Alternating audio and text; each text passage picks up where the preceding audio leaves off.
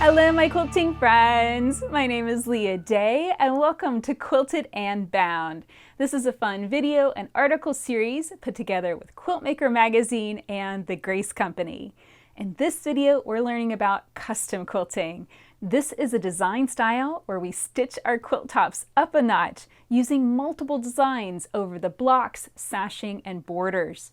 Now, what's the first step to get started? We want a photo of our quilt. We want some printable, easy to draw on version of the quilt. And shooting a photo and printing it out really is the easiest option. Alternatively, you can also draw a version of your quilt in a computer program like Adobe Illustrator.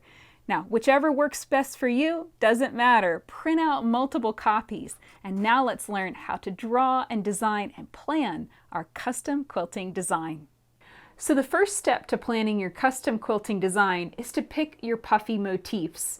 These are designs that are going to go into those big areas of your quilt, like these triangles, definitely something fun in the border, both the outer border and I've got this inner border too. I decided to use Quilter's Creative Touch and the designs within the program to quilt freedom rings. So I went through all of the designs and tried to pick some that fit the theme of the quilt, which of course it was patriotic. So I was looking for something that kind of looked like a firework. And I found these corner and border designs that really fit the bill. So the very first thing that I did once I found those designs was I stitched it out onto plain fabric. This is just a plain fabric sandwich. And this test allowed me to see the scale of the design, what it was going to look like, and if it was going to fit nicely in the quilt. So once I picked my designs, everything started to go pretty quick. And the very first thing I added in was that border. I really like that kind of fan shape. It's kind of a feather fan, and I use that to the inner border and to this outer border. And that stood out and took up a lot of space on the quilt. And I decided to kind of riff on that a little bit. I very rarely use a motif in one place only. I usually use it multiple times through the quilt. So I also used the block in that center space, and that filled in that area as well. So it was kind of repeating the same motif style, not just in the border, but also in the block.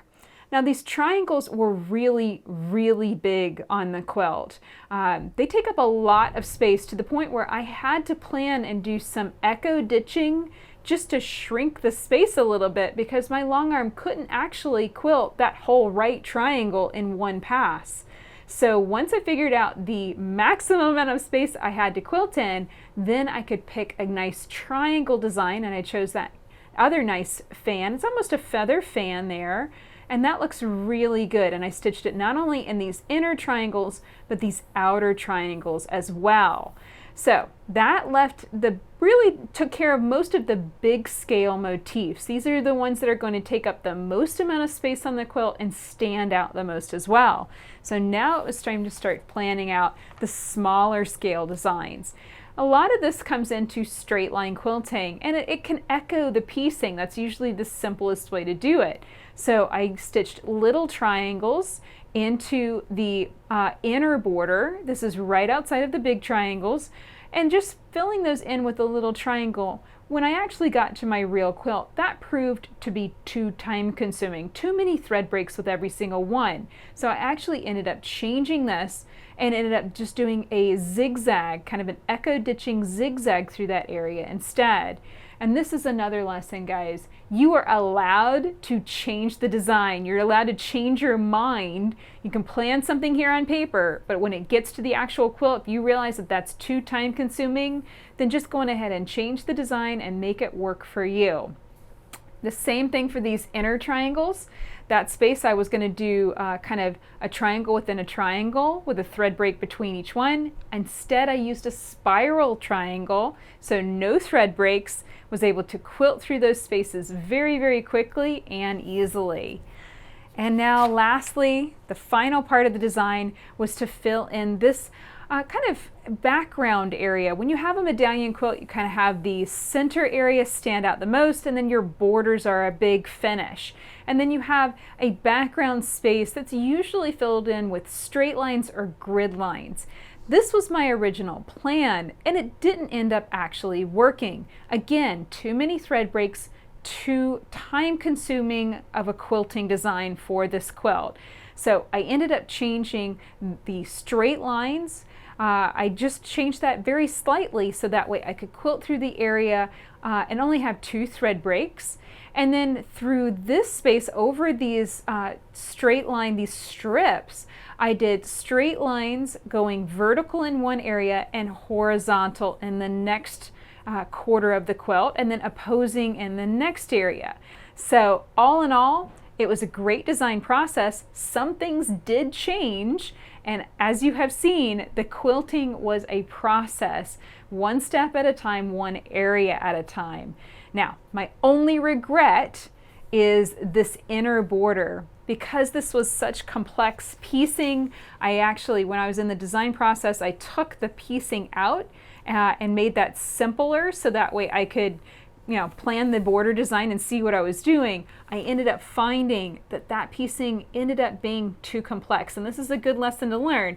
If the piecing is too complex that you can't even draw over it, chances are you should just echo your piecing and just honor that pieced design by, let's say, echo ditching the seam lines versus trying to put a contrasting motif on top of it. It's just going to end up getting lost in the shuffle. So that's it for this video. I hope you learned a lot, both seeing how I planned the design and then also how it's stitched out using QCT, that's Quilter's Creative Touch 5. The design process is really fun. It can be a little time consuming, and you have to allow yourself space to play and change the design as needed. I know my design idea in these strips didn't end up working, and I had to be able to adjust when I actually got on my frame. So I hope that you will enjoy quilting many custom quilting designs. Come and find the corresponding article for this video in the July-August issue 2023 of Quiltmaker magazine. Until next time, let's go quilt.